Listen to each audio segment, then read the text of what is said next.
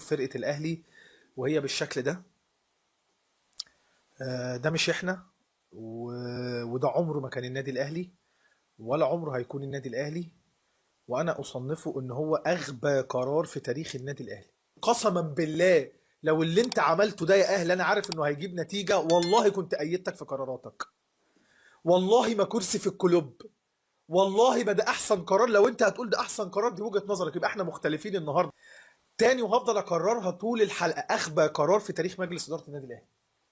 اسلام النادي الاهلي عنده حيثيات وعنده عيب بقى، عنده حيثيات، ولقيت ناس طالعه والاهلي وفقا للوائح، فالاهلي مش عارف طلب الحكام، فده وفقا للوائح، فالاهلي يقدر يلغي الدوري، فالاهلي يبعت في انسى الهبل ده ولا له علاقه بالقوانين، وليها ناس بتوع القوانين اللي هيزيطوا في الموضوع ده وهيدافعوا دفاع اعمى عن المجلس وعن منظري اللي يبقى كده النهارده ايا كان ايه اللي بيحصل. مش عيب انك تغلط، العيب انك تتمادى في الغلط وتتمادى في التكبر وتتمادى في العجرفه. كش ملك يا كابتن محمود خطيب، كش ملك، كش ملك، واعتذر للي دعموك. تعتذرليش انا ما دعمتكش في القصه دي، وما بدعمش اصلا بني ادمين اشخاص في النادي. كش ملك يا كابتن محمود وروح اعتذر حالا. ده البيان اللي المفروض يطلع. اعتذر لجمهورك اللي وثق فيك. كش ملك يا كابتن محمود واعتذر للناس اللي دعمتك من اول ما خدت اغبى قرار في تاريخ النادي الاهلي. اغبى قرار في تاريخ النادي الاهلي يتحمله كابتن محمود واللي وافقوا عليه، مش كل مجلس الاداره، لان في ناس في مجلس الاداره عرفنا متاكدين ان في اكتر من اربع اشخاص تقريبا او 3 اشخاص كانوا رافضين تماما، رافضين تماما فكره الانسحاب. الغزاوي وحسام غالي والجرحي، مش عارف حد تاني ولا لا. كش ملك يا كابتن محمود، او الضماطي معاهم. كش ملك، كش ملك واعتذر للناس اللي انت اديتهم وصدرت لهم اسوأ قرار في تاريخ النادي الاهلي. جبت لك جزء في بداية الحلقة وبجيب لك دي تاني. الليستة اللي قدامك دي لستة هفضل حاططها وسام على صدري، هحطها وسام على صدري وافتخر بيها، مش عشان انا طالع اثبت لك وجهة نظري. اقسم بالله يشهد الله لا طالع اصفي حسابات ولا طالع اثبت وجهة نظري، طالع اكد حزني في ليلة 11 السوداء، يوم 11 الصعب عليا.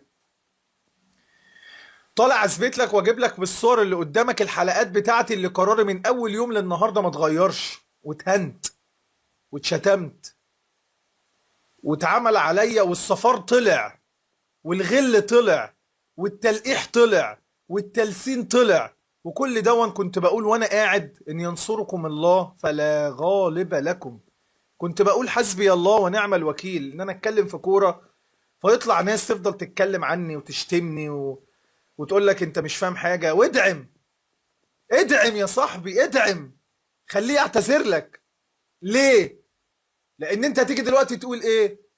ما انا كنت ضد القرار، ما انا كنت ضد القرار بس كان لازم ادعم. عليك يا حساس، ما اصل انا كنت ضده. انت ما كنتش ضد القرار، انت خايف من تحفيل الزملكاويه بس. انت ما كنتش داعم لمجلس الاداره، لان انت لو بتشغل دماغك ده لازم تقول عليه وانت دماغكم نظيفه. والناس اللي دعمت عمري ما هنتقدكم ولا اقول حاجه، بس انت ما كنت انت ما دعمتش مجلس اداره، انت كنت ضد ناديك مع مجلس الاداره. انت نحيت الاهلي وسمعه الاهلي وفكرك شلته على جنب وقلت انا هدعم الناس دي وخلاص. ما فكرتش، ما حللتش الامور بعينيك، بعقلك، بفكرك. كابتن محمود الخطيب نساله اسئله قبل ما نرجع تاني لقصص وحوارات. استفدت ايه يا كابتن محمود يلي كل قراراتك بتاريخك مع النادي الاهلي كل قراراتك مرتعشه وغامضه ومش مفهومه؟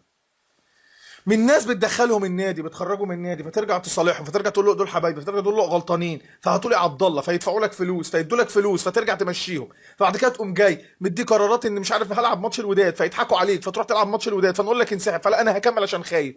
في دلوقتي انا هصالح مرتضى، فده اللي شتمك وشتم عيلتك وشتم الاهلاويه وكان اراء الناس فين؟ في الناس صالحت دون ماجد الجرح اللي اتشتم، وابوه مرتجل اللي اتشتم و صالح. كابتن بيبو قال غمي عينيك، كابتن بيبو قال غمي عينيك، بيبو قال غمي عينيك. اوعى تغلط في بيبو او كابتن محمود الخطيب، اوعى، اوعى تبقى مش اهلاوي ومش محترم. محدش يقدر يغلط في انسان اصلا ايا كان ايه هو. على راينا في قرارات مرتعشه غير مفهومه. ادعم الاهلي بينسحب من قدام الزمالك، ادعم يا اسطى، الاهلي ناديك بينسحب، مش مهم دلوقتي الزمالكاويه هيحفلوا عليا يا اسلام. ادعم يا ابني، ما انت عارف ان القرار ده غلط، وغلط ان احنا ننسحب، كنا ننزل نلعب ونكمل. ادعم.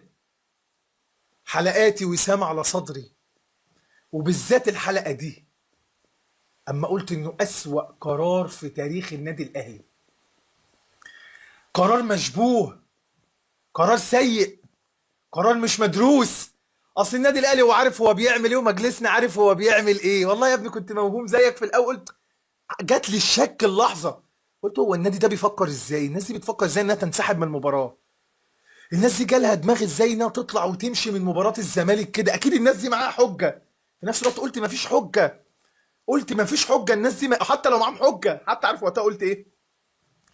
الناس دي لو معاها حتى حجه ما تنسحبش، بالعكس انا معايا ورقه ادينك بيها العب المباراه.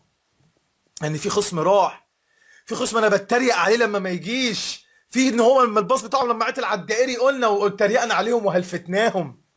طلعت بالفرقه على مدينه نصر، استفدت ايه يا كابتن محمود يا خطيب؟ كش ملك ودي الدوري البيراميدز وممدوح عيد، كش ملك وديهم الدوري واستحمل تحفيلهم عليك. كش ملك وحط على النادي الاهلي وصمه عار في تاريخه انه ينسحب من مباراه، وبقيت لا تختلف عنهم، وخليت لجان النادي اللي بتنهش في اي حد يتكلم، وهتنهش في اي حد يتكلم، وهنطلع الذئاب تنتقدك، وهنطلع الذئاب تدوس عليك وتاكلك وتبلعك لمجرد انك خفت على النادي الاهلي وعايز الناس تدافع عن كابتن محمود الخطيب. لسه في ناس لحد دلوقتي، والقرار طلع من اللجنه الاولمبيه، لسه في ناس تقول لك مش مهم اللجنه الاولمبيه، ما ده قرار معروف، المهم انا رد فعلي ايه يا اختي جميله يا اختي، عشان بس ما يبانش انه اتكسر وجهه نظر وطلعت اترمت. تخفيش وجهه نظر ليك، دعمت غلط، دعمت غلط. لا ما تقولش الاهلي يعمل ايه، انت فاكر الاهلي هينسحب من الدوري؟ انت رايح اتعلم هنا من المدرسه، هنا مدرسه اسلام مهدي لازم تتعلم منها. الناس اللي شتموني ولسنوا عليا، حد فيهم يدخل يبعت لي رساله ولا يكتب لي بوست زي ما كتبوا بوست عني وشتموني وطلع في الفيديوهات؟ بس كده كده اللي طلع عني في الفيديوهات ده ما بيجيبش 400 مشاهده، بجد ما بيجيبش 400 يعني. حد هيطلع يتكلم عني ويقول لك اسلام مهدي اللي كان بيشتمني وبقى كان الاهلاوي، كنت الاهلاوي الناقص، الناقص ده هيطلع دلوقتي يتكلم عني؟ كان كاتب العنوان كده الاهلاوي الناقص. انا اللي ساعدتك، اللي محدش يعرفك لسه وحاولت اساعدك. حد من البيتجات ده يطلع يتكلم على اسلام مهدي ويقول له يكتب بس كان اسلام مهدي عنده حق؟ مش هيقدروا يقولوا كده ان انا هتشتم تاني النهارده. اللي عايزين يثبتوا وجهات نظرهم اهم. هثبت وجهه نظر انها كانت صح مع النادي الاهلي. عارف ليه؟ لانها وجهه نظر سليمه في صالح الاهلي، فهطلع اثبتها واقول ايوه، ايوه الوحيد في مصر من اول يوم لا استنيت اشوف بيجي كاتبه ايه، ولا استنيت اشوف الموجه رايحه فين، ولا استنيت اشوف مين معايا ومين ضدي، ولا خفت على ان انا الفتره الاخيره الحمد لله ابتديت اتشاف، ما خفتش وطلعت قلت رايي الاول والوحيد في مصر كله. بعد كده ممكن يقول لك قرار غلط ومش عارف ايه، ولا احنا مش معاك يا خطيب. الاول اللي طلع بعد الماتش، بعد الماتش ايه، اول ما الحكم نهى الماتش محمود بسيوني، طلعت صورت، كانش لسه حد كتب رايه في الموضوع، طلعت بطل سندال. اتقال عليا عندهم في بيتجاتهم الاراجوز. اراجوز بس شجاع، اراجوز بس ذكر، اراجوز بس بفهم، اراجوز بس دي اللي ممشياني، اراجوز بس مش اصفر من ناحيه حد. وما جبت سيره الناس اللي دعمت كابتن محمود ولا شتمتهم وقتها وقلت بص اللي بيدعم ده راجل ده مش فاهم حاجه، ولا قلت ده مش اهلاوي. هل انا قلت انه مش اهلاوي؟ قلت فكر، احسب الموضوع بعقلك، ما تدعمش وخلاص. الدعم العشوائي ده مش عندي اصلا، هنا مش في مكاني. مصلحة الأهلي فين؟ طلعت كل الناس وخسرت ناس، وعلاقتي باظت بناس، وعلاقتي باظت بأشخاص، وبتجاتش تشتمني. أنا كنت أول واحد بفرح إنها رجعت، وناس محدش فيهم يجرؤ يقول عني كلمة، ولسه في ناس اللي دعموا كابتن محمود عمياني وهيدعموه عمياني مش هيقدروا ينطقوا، لان لو نطقوا وقالوا العدل والحق في الموضوع ده لا هيطلعوا في قناه الاهلي، ولا هيطلعوا في قناه اون، ولا هيطلعوا في قناه ايه تاني اللي بيطلعوا فيه، ولا هيطلعوا مع خالد، ولا هيطلعوا مع مش عارف مين، ولا هيطلعوا. مش هيقدروا يقولوا ارائهم، مش هيقدروا يقولوا ارائهم، ولا يقولوا الاهلي غلط. في ذكر دلوقتي من الناس اللي دعمت كابتن محمود الخطيب يقدر يقول ده قرار غلط؟ لا، احنا لسه مستنيين. مستني ايه؟ اصل احنا لسه مستنيين قرار النادي الاهلي وبيان الاهلي. ايه هو بيان الاهلي اللي انت مستنيه؟ ايا كان بيان الاهلي هنطلع هنصعد للفيفا اوف يا خطيب يا خطيب. اصل انت بتتريق على الخطيب، ما تتريقش على الخطيب، يالا الناس دي بتضر النادي الاهلي، تريق على افندينا. تريع زي مثلا صالح سليم. اصل الاب الروحي طبعا صالح سليم، بس له اخطاء. حسن حمدي اسطوره، وانا دايما اقول على الناس دي له اخطاء. محدش ملاك، محدش ملاك، كله مستفيد من النادي الاهلي، كله بيتشهر من النادي الاهلي، كل الاهلي بيعمله في الاخر انت بتبقى بالنسبه لهم بوك، بياخدوك. يلا تعالى نطلع نعمل حمله نشتم وندعم كابتن الخطيب الاول، وبعدين نشتم اللي بيهاجموا. اول قرار يجي ايه اللي هيحصل؟ نصفك في حاجه اللي انتوا دعمتوهم مش هينصفوك. نصفوك في حاجه اما مرتضى شتم كل الناس والاهلاويه، وشتم ناس من السوشيال ميديا الاهلي اللي كانت بتدافع عن كابتن محمود الخطيب بقلبها، وكأن كابتن محمود الخطيب منزل. كابتن الخطيب دلوقتي احترامهم لما راح حط ايده في ايد راجل دلوقتي تاني، ونزله بيان على صفحه النادي الملاكي بتاعه، نزل له بيان اعتذار. قدرك؟ لا، هو واخدك درع. يلا يا جماعه رساله واتساب، يلا يا جماعه اطلعوا البيدجات اللي عندهم واللي تبعهم واللي انا عارفها بالاسم، بالاسم، بالاسم. يعني مش معلوم، مش جايب لك مثلا حاجه انا بتخمين، دي معلومه. يلا يا جماعه اطلعوا دلوقتي اكتبوا لي بوستات دعم الخطيب، اكتبوا لي بوستات تشتموا الناس كده، قولوا لسه هننسحب من، تنسحب من مين يا ابني؟ هو نادي ابوكو؟ هو نادي مين؟ تنسحب من مين يا ابني؟ دوري ايه اللي تنسحب منه يا ابني؟ انت ايه؟ انت ايه؟ احنا هنعشوق؟ كفايه انك اديت الدوري بقى. استفدت ايه يا كابتن محمود؟ نرجع للقصه. استفدت ايه يا كابتن محمود انك انسحبت وحطيت لنا وصمه عار قدام الزمالك؟ واحد. استفدت ايه لما انت عمال وهصعد وانا مش هكمل الدوري وهتكمل الدوري والله خدوها مني اهو تاني واشتموني تاني واكتبوا لي كل الدعم الكابتن محمود الخطيب ومجلس اداره ضد الفساد، وانت هبيدي يا اسلام وبتاع ريتش، والله اثبتت وجهه نظرك. اكتبها. كابتن محمود هينسحب من الدوري يا عم، انا بقولها لك تاني اهو، والله ما هينسحب من الدوري، والله هيلعب ماتش بيراميدز. بطلوا مكابره انتوا عمالين تزودوا عليكم.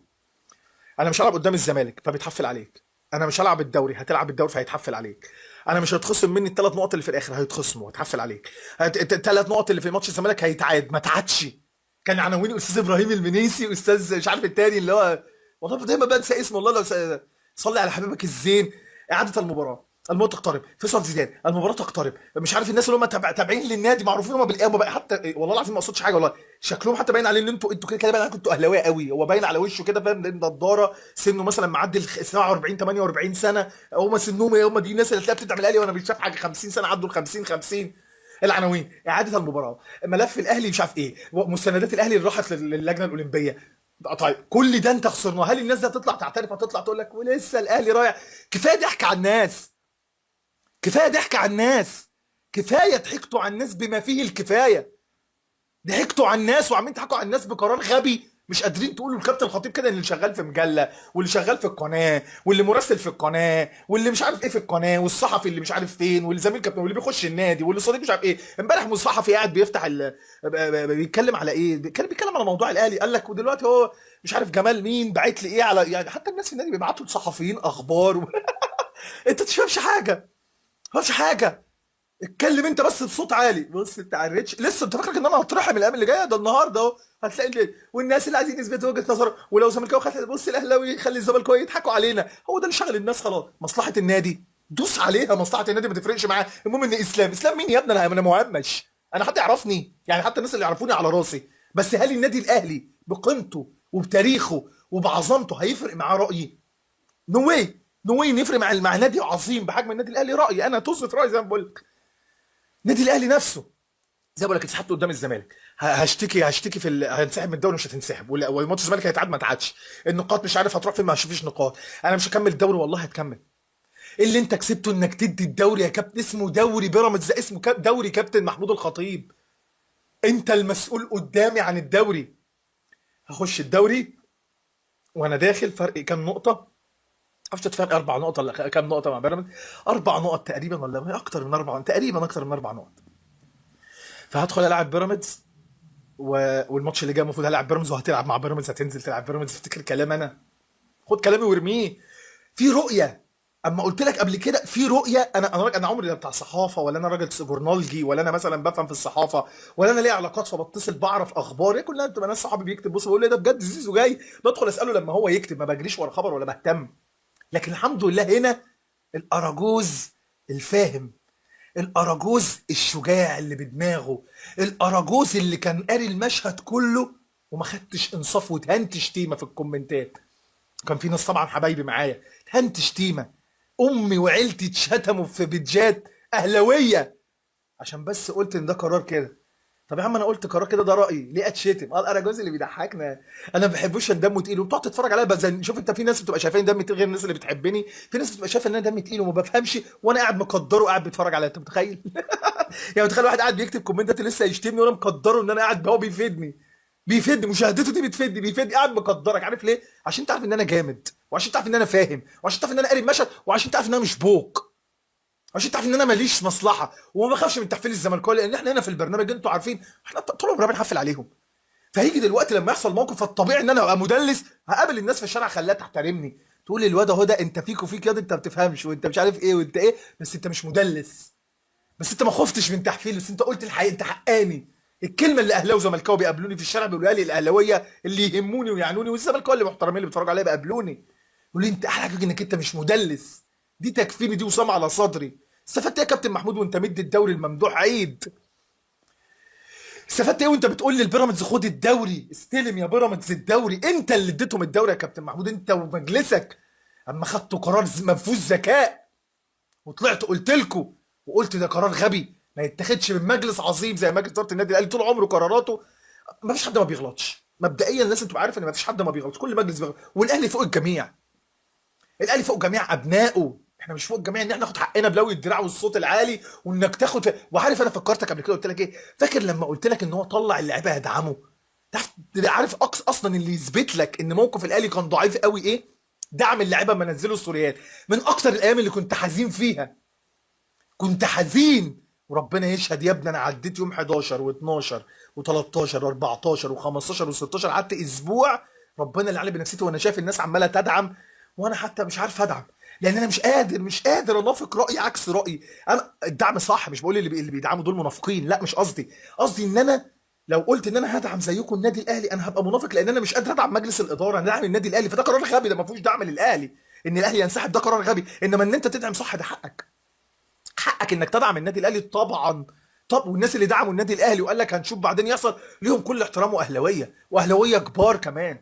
انت ما كنتش تخش مع ناس، كنتش تلسنوا عليهم، ما كنتش تكتبوا لهم بوستات عشان انتوا ناس بغل، تكتبوا لهمش الكلام ده وانتوا قاعدين تتفرجوا، انا مقدركم ان انتوا تتفرجوا، بقول لك عشان تروح تكتب البوست وانت مفصصه، كنتوش تكتبوا على الناس دي. دعم الناس دي راح فين يا كابتن محمود؟ هتكمل الدوري وانسحبت من قدام الزمالك، واتخصم منك نقاط الزمالك، وهيتخصم منك 3 في اخر الدوري، وهتكمل الدوري، والاولمبيه ما نصفتكش، والرابطه ما نصفتكش، واتحاد الكوره مش هينصفك، صحابك اللي هتحط ايدك في ايدهم بعد كده، وانت عارف ده انك مش هتخسر الناس دي، واستغليت جمهورك ان هو يمشي وراك ويقول لك كل الدعم يا خطيب، كل الدعم يا خطيب، لا مش كل الدعم يا خطيب، كل الدعم يا اهلي، كل الدعم يا اهلي، انت فوق الجميع، انت فوق جميع ابنائك. اما يبقى معانا ورقه نثبت بيها، قلت داعم لكابتن محمود الخطيب لو معاه ورقه يثبت بيها عدت المباراه، وانت حتى لو انت هتنسحب من الدوري هو قرار يبين ان انت قوي، لكن هو مش قوي تنسحب من الدوري. تعال بقى نيجي لحته الانسحاب من الدوري دي. لسه في ناس برضو شباب صغيره، وفي ناس كبيره مش شباب صغيره بس، في ناس كبيره عندها 60 سنه و70 سنه و50 سنه و55 سنه و40 سنه و30 سنه، بيقول لك ايه؟ بوظ لهم الدوري وانسحب من الدوري يا اهلي، بوظ لهم الدوري وانسحب. انت اولا بعيدا عن ان ده غلط، انت مصدق ان كابتن محمود قادر على ده؟ ده هو بيلف حوالين نفسه دلوقتي من اللي حصل، انسحب من ماتش الزمالك كل الناس جت عليه، هينسحب من ماتش بيراميدز، ما هو كده يا ابني خلاص هينزل درجه رابعه، فلا احنا لا احنا الاقوياء وهنروح للفيفا. يا ابني ما معكش حاجه، ما معكش حاجه تروح للفيفا، معاك فويس، معاك فويس هتروح بيه للفيفا، معاك مكالمه هاتفيه، ده اثبات الفيفا. راح اشتكي هنا بريده لهنا بريده، راح الفيفا. الناس دي طبخوها عليك يا اسطى، الفسده اللي انت بتسلم عليهم وعلاقتك بيهم كويسه، ووافقت على وجالك على مكتبك ان في ماتش اهلي وزمالك اول يوم واول ماتش وافقت على اللعب الدوري، ما اعترضتش، وجاي قبل الماتش ب7 ساعات تقول لي انا هنسحب وده قرار صح. فين عقلك انت انك تدعم الناس دي؟ لكن يلا في ناس بالواتساب رساله يلا ادعموا الناس دي، مش كل الناس، لان يعني في ناس محترمه تانية دعمت الاهلي لانها كانت حاسه ان الاهلي معاه ورقه، ودي ناس ليها كل الاحترام، انما في ناس تانية دعمت عمياني، دعمت توجيه، دعمت مش هنرحمكم، دعمت عشان احنا شايفين ان كابتن محمود الخطيب ده منزل، ده ما ينفعش ان نتغلط فيه، ما ينفعش. لا بيغلط وغلط وعار وبيكابر، ولسه بيكابر صبحي، لسه بيكابر صبحي، ومش قادر يبقى المنوفي ويسكت، ويسكت بقى، ويبطل مكابره، ويقول خلاص الموضوع انتهى. قلنا لكم ايه؟ اعمل مؤتمر صحفي فضحهم فيه، ما يقدرش. نزل بيان وصوره وحاجه تهز الدنيا، ما يقدرش. حد من مجلسك كان يقول ان في معانا الحق او ما يقدرش. اسلام التحكيم فاسد والمنظومه فاسده وبتاع، والله عارف، اقسم بالله عارف التحكيم سيء وبيجي علينا، والتحكيم هو جمال واحمد مجاهد، وعارف هنا بوريده، وعارف انه مش عارف قال هنا بوريده بورسعيدي، والحكم زملكاوي. اصلا ان نظريه المؤامره دي ابتديت اتكلم بيها، قلت لك احنا اتزملكنا في كل حاجه، بننسحب ومؤامره والتحكيم وميديتنا كل 90% من سوشيال ميديا النادي الاهلي بقت كده مؤامره، وده زملكاوي، وده مش عارف هيعمل فينا ايه، وده وانا هيبوظ لنا الدوري، ولا مبوظين الدوري عشان هم كلهم علينا. احنا بنقول كده، احنا بنقول كده ان احنا بنتعامل على مؤامره. ده انا مؤامره ايه يا ابني انت؟ ده اتعمل عليها مؤامره كونيه اكبر من تاريخيه 2022، ونزلت السنتين بعديهم انا بطل افريقيا 21 و22، هو في تحكيم فاجر بالشكل ده؟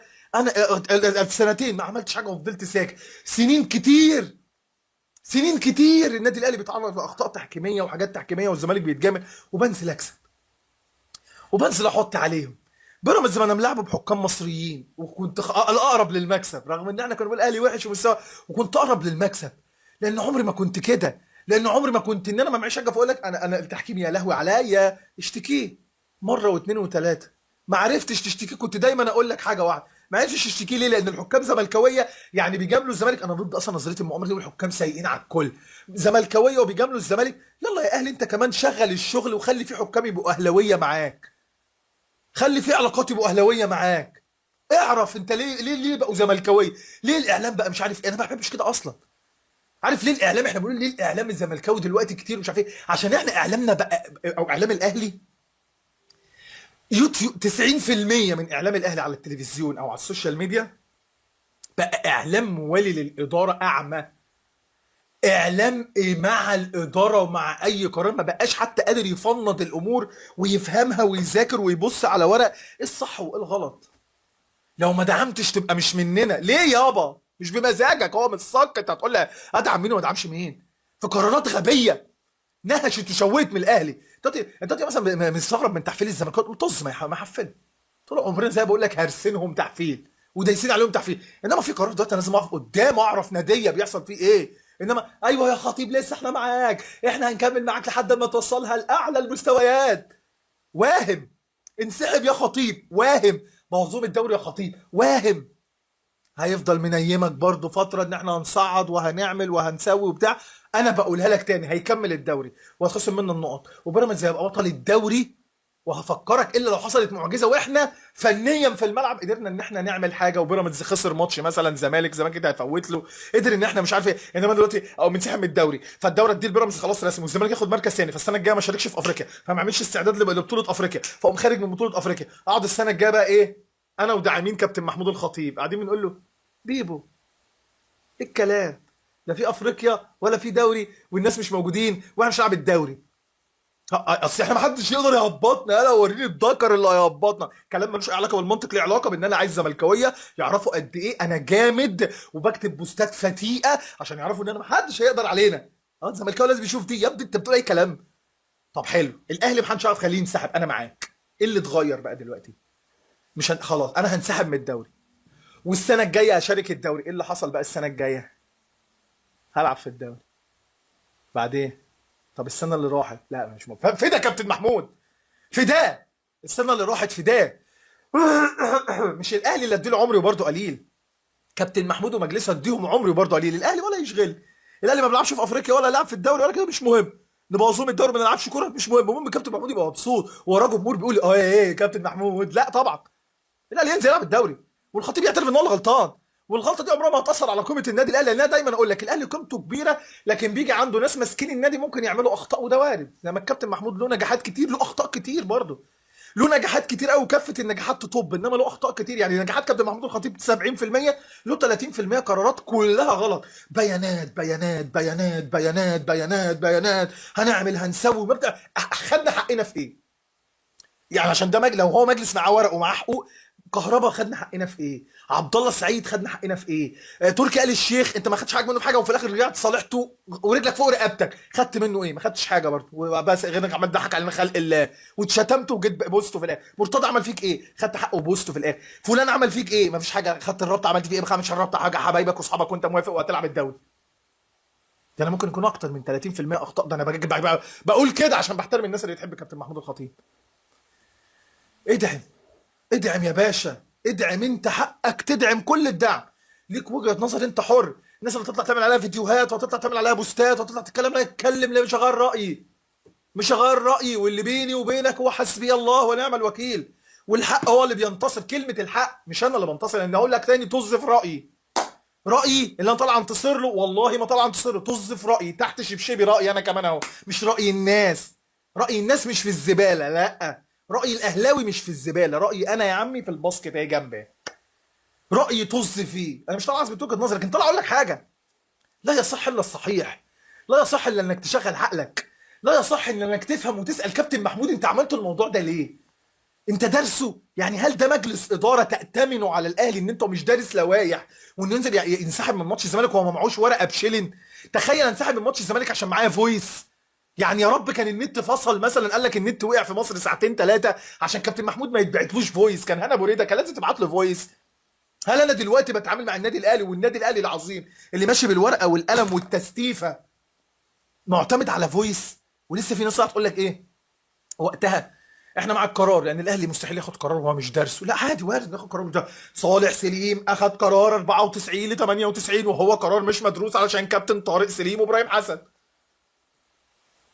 والزمالك عدى فبقت التسعه اكبر من السبعه، ففتحنا قصه قضيه القرن دي من سببها كابتن صالح سليم اللي على راسي. والله والله الناس دي اساطير وكتاب الله، بس ليهم توتي بوتي لانه مش ملاك. بلاش انسى الازمه دي. فاكر زمان كنت بقول لك ايه في حلقات سكرينات هخه؟ لان انا مهرج. انا المهرج الجامد، المهرج اللي على الفرازه انا اهو. فاكر كنت بقول لك ايه يا عم؟ انا دايما اقولها، الزملكاوي بيقول لي انت ما عندكش مبادئ. انا يا عم مبادئي كام في الميه؟ 70%، 80%، 50%، 10%، غيري صفر. المهم ان انا عندي اخطاء لان انا ما بشوفش ان حد ملاك. البني ادم خطاء يا ابني انت. انت متخيل ان كابتن محمود ما بيغلطش؟ ازاي يا ابني؟ ده انسان، ده انسان. اصل احنا ماشيين باللوائح وبتاع لا لا، يغلط عادي. اذا انا خايف من الزملكاويه كلام من كلامك يا سامي يحفلوا عنه طز. هو خطأ وبيغلط، مش دعوه بكلامي اللي يتاخد وما يتاخدش. كابتن محمود بيغلط. كابتن حسن بيغلط. انا اسف معلش. كابتن حسن بيغلط. كل الناس ليها اخطاء. جمهور الاهلي عمل ايه في حسن حمدي 2012؟ قول يلا، قول عمل ايه الجمهور الاهلي؟ هل بقى جمهور الاهلي ادعموا قرار كابتن حسن حمدي؟ لا، جمهور الاهلي شاف ان في غلط ان انا العب مباراه انبي، فانت غلط. هتقول لي دي حاجه ودي حاجه. لا، ما دي مصلحه الاهلي وسمعه الاهلي وجمهور الاهلي لازم كان يتقدر و اذا الجمهور له حق. النادي كابتن صالح سليم قال ايه؟ النادي الاهلي لمن صنعوه، ملك لمن صنعوه، ومن صنعوهم مشجعوه، مش يوتيوبروه، مش لجانوه، مش نادي اهلوه، مش خطيبوه. من صنع النادي الاهلي جمهوره، هو من صنعه، وهو اللي له حق انه ينتقد الناس دي ويقول عليكم ان انتوا مجلس عديتوا على النادي الاهلي ليكوا نجاحات لكن فشله في حاجات كتيره. 60% لازم اقللها. انتوا 50 50 حتى، ليكوا نجاحات 50% وليكوا فشل 50% في قرارات غريبه، في صفقات، في شنك، في حاجات في جهاز الكوره، في حاجات كتيره، في ان انتوا كمان اصلا انتوا حتى مش عارفين تشتروا. اللهم صل على سيدنا محمد. الرموز القديمه. اما اجي الاقي خالد بيبو مدير قطاع ناشئين، فيعني وانا عندي عتاوله مطاردهم بره النادي، مطرودين. طاهر مطرود، علاء ميهوب مطرود، حسام وابراهيم مطرودين ايا كان اخطائهم ايه. فلان مطرود، حسام مطرود، ده مطرود. صالح مرتضى ما تصالح حسام وابراهيم.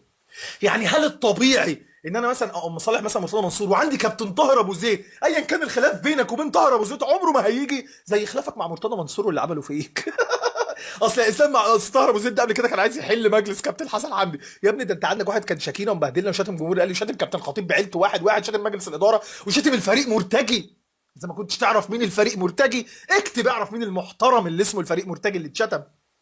راجل من قوات المسلحه، راجل محترم، ان اتشتم الناس دي. كل الناس دي صالحتها. صالح الكوده ده ربكه وعك وقرارات غريبه. هتلعب بيراميدز يا كابتن محمود ليه؟ ده سؤالي بعد ما كشيت ملك. ليه يا كابتن محمود انسحبت؟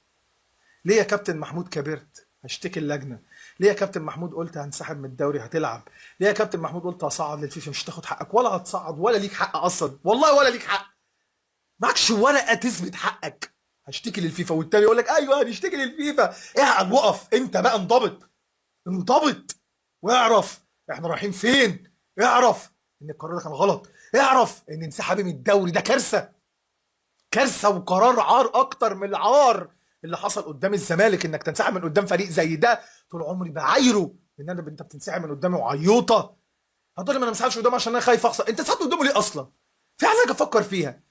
يا عم انزل والعب واكسب، والله ما كان حد هيحس بحاجه، ولا كان هيقول لك حكم، ولا كان هتلاقي ناس طالعه مؤامره، ولا هتلاقي الناس اليوتيوبر الموالين ليك، ولا الصحفيين اللي موالين ليك على اليوتيوب، ولا اللي بيكتبوا بوستات عشان خايفين من ما يشتغلوش، ولا الناس دي كنت هتلاقيها ابدا زعلانه من ان انت لعبت بحكام مصريين.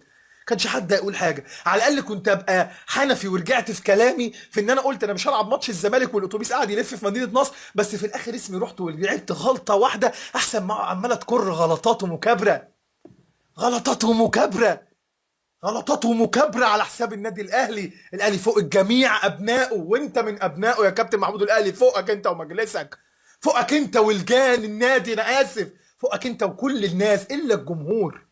الجمهور هو الوحيد اللي له حق على النادي ده اصيل، اللي بيجي لك وجالك من غير مقابل. حق جمهورك اللي راح لك فين يومها؟ رجعت له حق التذاكر. ده لو رجعت له يعني رجعتها له تمام.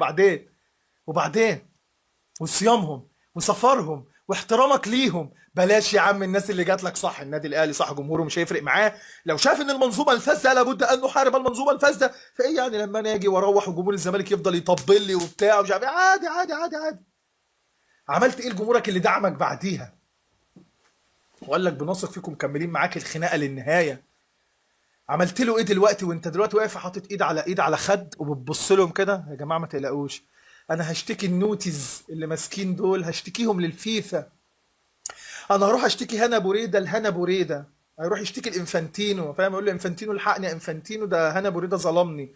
فيقول له هنا بوريده ظلمك ايه يا هاني؟ انت عملت ايه فيهم؟ هيضحكوا مع بعض على كابتن محمود. انا اسف. حسبي الله ونعم الوكيل في اللي تسبب في قرار غبي في تاريخ النادي الاهلي، وصمة عار على مجلس النادي الاهلي الحالي، ان انا انسحب من قدام الزمالك بلا حجه وبلا ورق لمجرد ان واحد ما ردش عليا على التليفون ولا قالوا لي هنجيب لك حكم. وهفضل اقولها لك والله العظيم، حتى لو قالوا لك بورقه كتابيه، ورقه كتابيه هنجيب لك حكم اجنبي، جابوا لك حكم مصري، انزل العب وما تنسحبش، لان الانسحاب ده عار.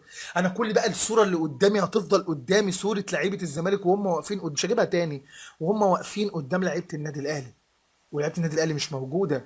دي الصوره المؤلمه بالنسبه لي، ان اشوف ناديه واخد قرار كده، قرار كمان انه مش مدروس، بعد كده مكابره في مكابره في بدي دوري البيراميدز اللي اتنشأ على عداوتي واتنشأ لعداوتي واتنشأ لان كل الناس اللي شغاله جوه لحد النهارده لسه برضه بيشتروا عداوتك وبياخدوا لعيبتك وبياخدوا اي لاعب في السوق عشان يضعفوك انت وما يبقاش عندك لعيبه كويسه. في الاخر انا كابتن محمود داخل لهم بطبق كده عليه درع الدوري بيقول له اتفضل، مش انا حامل اللقب، خد انت، خد الدوري يا ممدوح يا عيد انت ولاعيبتك. الا لو لعيبه النادي الاهلي دي رجاله تدوس في الماتشات اللي جايه وتنزل تكسب بيراميدز وتحاول انها تقلل النقط. مش للاسف اقول لك حاول تنافس على المركز الثاني وتحافظ على المركز الثاني، واوعى حد زي ما اللعيبه اللي انتوا قلت لكم قبل عشان ما كملتش، قلت لكم ان موقف الاهلي من ضعف موقف الاهلي ان يخلوا اللعيبه يشاركوا في الموضوع ده. تعالوا يلا انزلوا لنا بوستات لعيبه الاهلي مالها بالموضوع ده عشان انت عارف ان موقفك ضعيف، ويلا الباقيين ندعم، واللي معاه اللي كان ضدكم اتفرم. في ناس خافت وسكتت، اللي كان ضدكم اتفرم، اتفرم واتهان باهله واتشتم. وانت يا اراجوز يا ابن كذا اسلام يا ابن مش عارف ايه، اتشتمنا بامهاتنا علشان كوره، عشان مجلس كابتن محمود اللي بيضيع النادي الاهلي بقرار زي ده. ليكوا نجاحات بنطلع نديكوا تعظيم سلام، ولسه هنديكوا تعظيم سلام. لو قصه زيزو خلصت اقول لك برافو يا كابتن على القرار، لكن انا دلوقتي قدامي قرار شوه اي حاجه حلوه هتتعمل. انت عملت نقطة سودة في حاجات كتير حلوة قوي، لكن حاطط ملح على تورتايه، تورتايه حلوة، تورتايه كبيرة وشكلها حلو جدا وفواكه ومليانة فواكه قدام عينيك، فواكه طبيعية، لكن جه كابتن محمود حط عليها زي نصرة، حط عليها شوية ملح كده بالانسحاب من قدام الزمالك ولسه بكبر ولسه الناس بتشجعه. انسحب يا كابتن محمود. لا يا حبيبي، هو بقى اقول لك حاجة، قول له انسحب مش هينصفك في دي، قول له انسحب كده بالدوري مش هينصفك. وافتكر يوم 12 وفرقتك متماسكين ايدين بعض وماسكين الاطفال ونازلين يلعبوا ماتش بيراميدز، حكم اجنبي، حكم مصري. افتكر المشهد ده، لان هطلع اقول لو الاهلي انسحب من الدوري وهذا لن يحدث، هطلع اقول ده قرار، اكتر قرار، اسوأ قرار واغبى قرار في تاريخ النادي الاهلي. يعني قرار الانسحاب يا سامي قدام الزمالك، لا ده حاجه خلصت.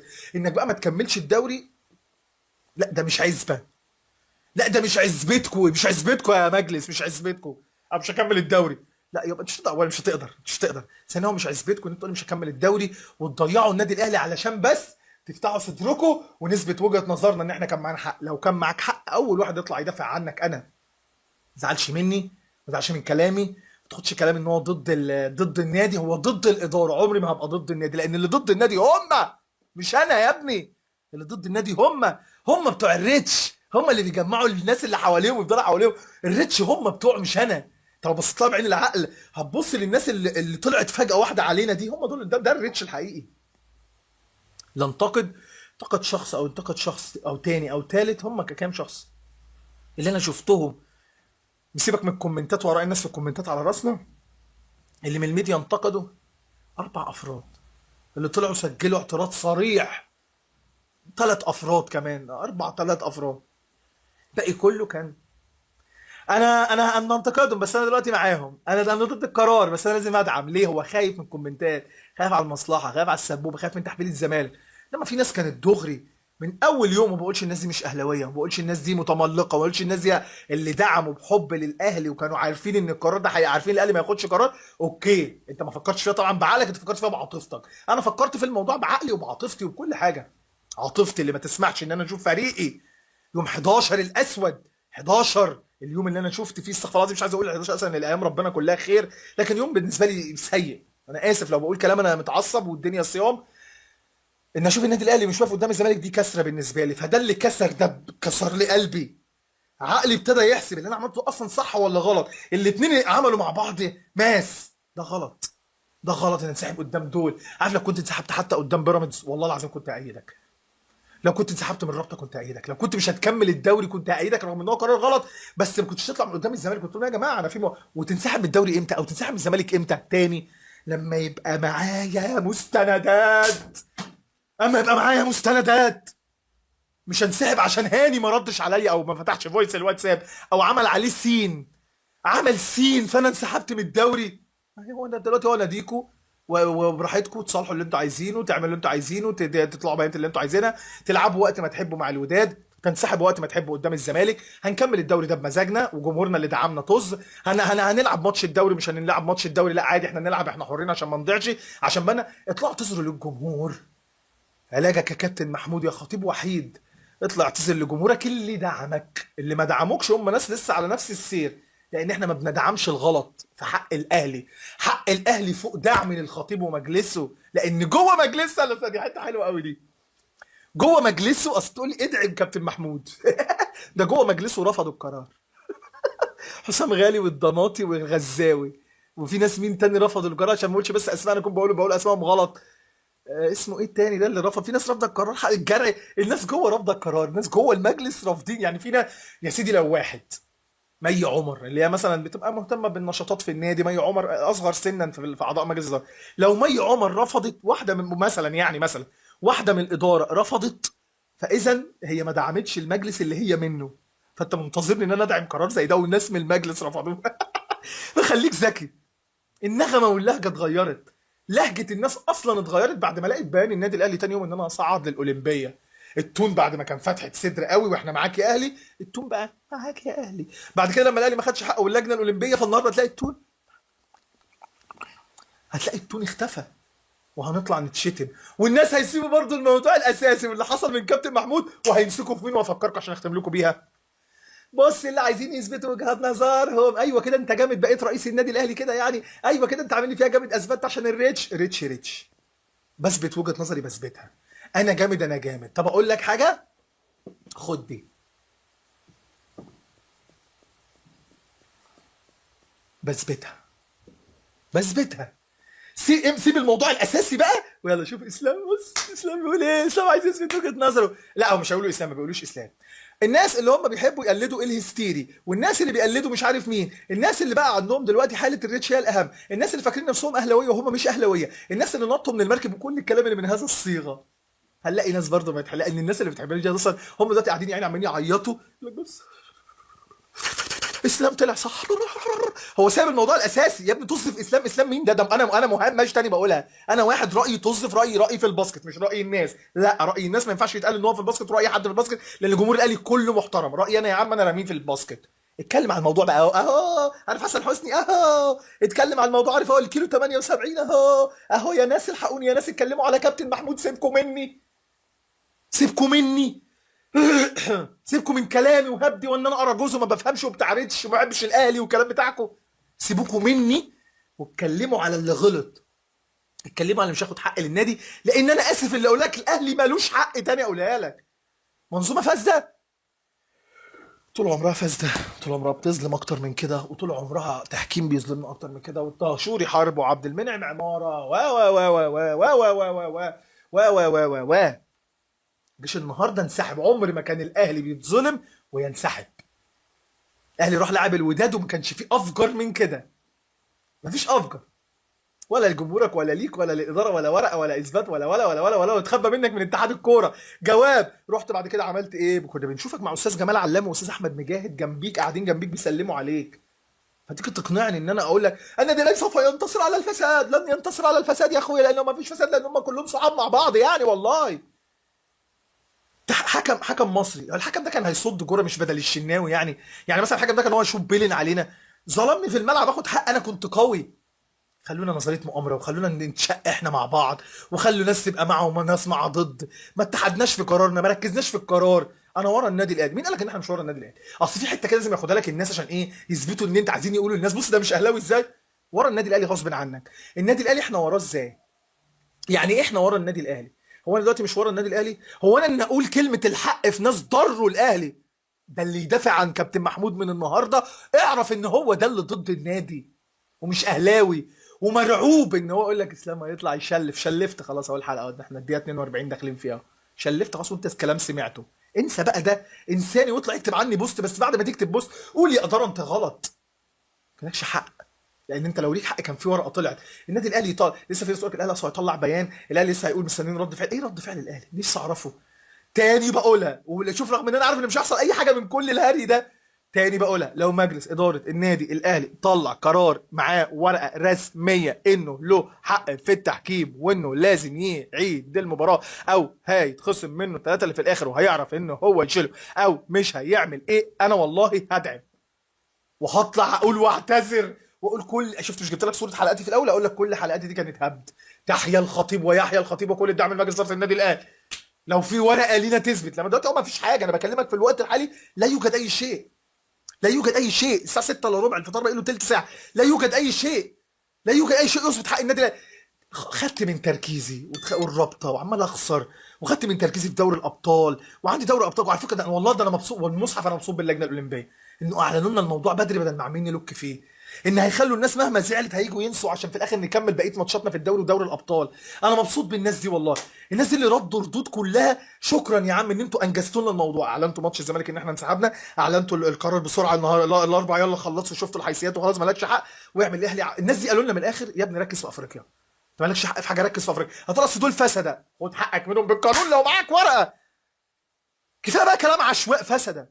معاك حاجه تثبت ده؟ لا زي الزمالك لما كنا بنقول معاك حاجه تثبت، ده بالعكس ده الزمالك كنا بنشوف عليه مكالمات يا جماعه هتقول الحكم اللي هو عايزه، كنا بنشوف عرفنا بقى. والناس دي كان في مكالمه لثروت سويلم وجيه احمد بتقول له هات له الحكم عشان هو بيحب جهاد جريشه، عملنا بيه حاجه؟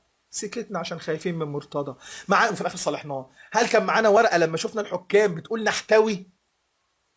عملت ايه والحكم طالع فيه اعتراف رسمي قانوني طالع من محمد عادل وميدو فاروق، ميدو التاني ده ميدو فاروق اللي هو بتاع البورسعيد ده اللي على الفار، ومحمد عادل. يا ميدو يا سلام، ميدو سلامه يا ميدو سلامه، دي الكوره جايه من الارض يخرب بيتك. عملت حاجه وقتك ده لسه في الموسم ده؟ عملت حاجه يا اهلي؟ ما عملتش حاجه. فاحنا دلوقتي معانا ورقه تثبت ان احنا من حكم مصر. وايه الفيفا اللي هيقول لك انت حتى لو معاك ورقه، يعني حتى لو معاك ورقه رسميه ان احنا هنجيب لك حكم اجنبي من اتحاد الكوره او من الرابطه، فالفيفا هتبص فيها تقول لك ايوه بعدين عملت ايه بعد ما جاب لك ورقه؟ قالوا لي جابوا لي حكم مصري، هم حرين.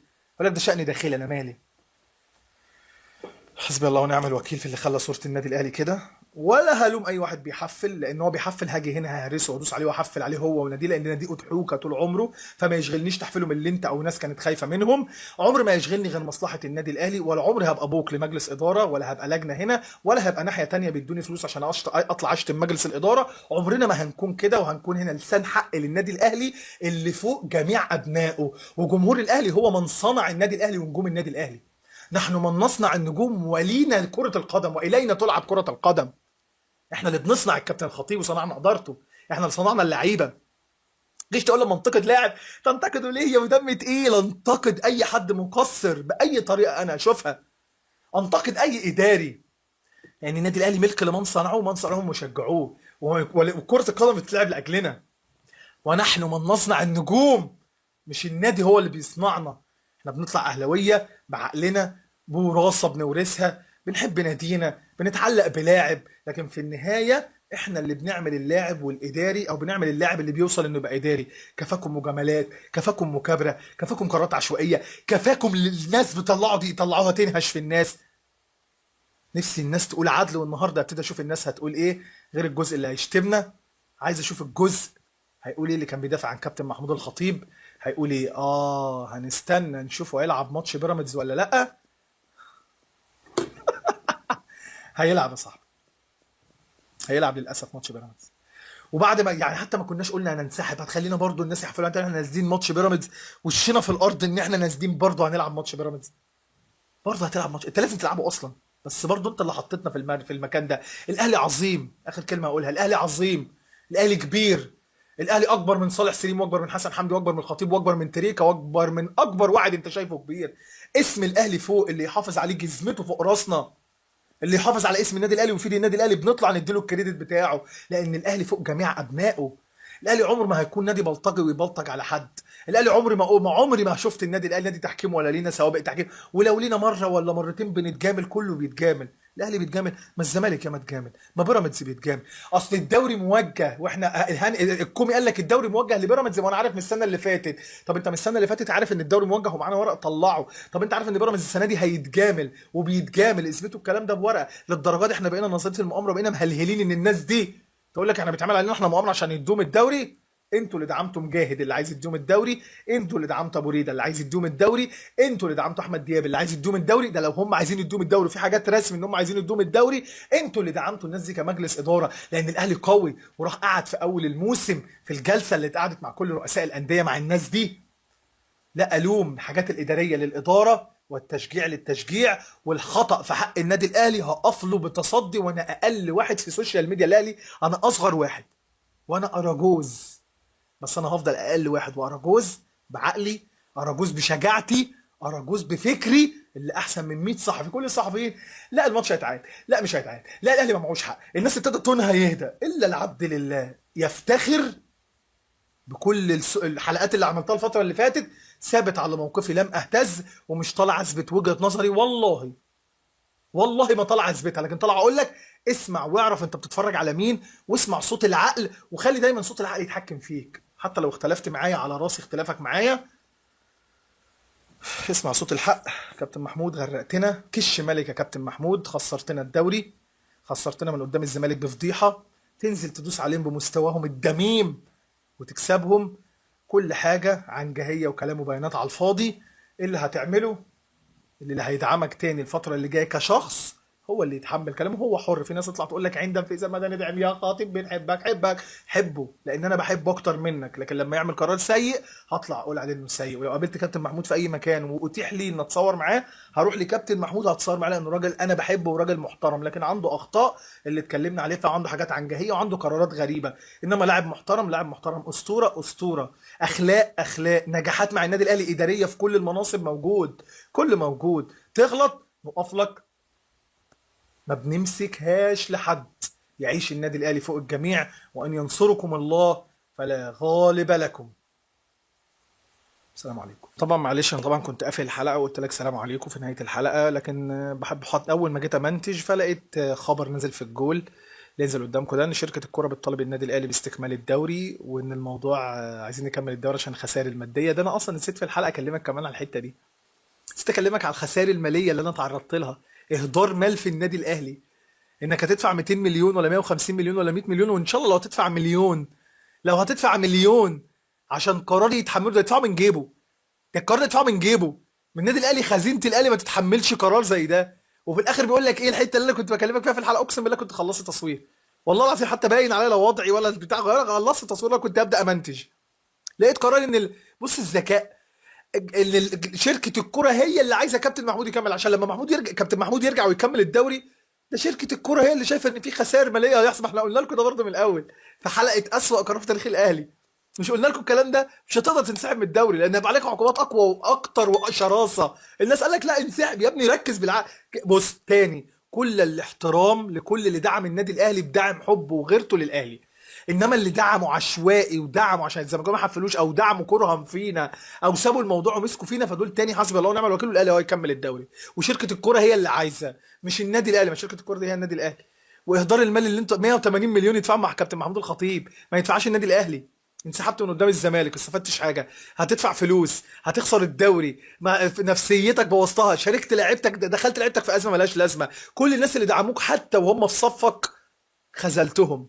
بس كنت عايز اقول لكم واجيب لكم الحته دي، ان الاهلي كان هيكمل الدوري، عشان ما اجيش بقول لك بص انا قلت لك هو لسه ولا لك تاني. لا لا، هيكمل الدوري، لان الاهلي خد قرار عشوائي، قرار من مجلس الاداره، هو اغبى قرار في تاريخ النادي الاهلي. السلام عليكم.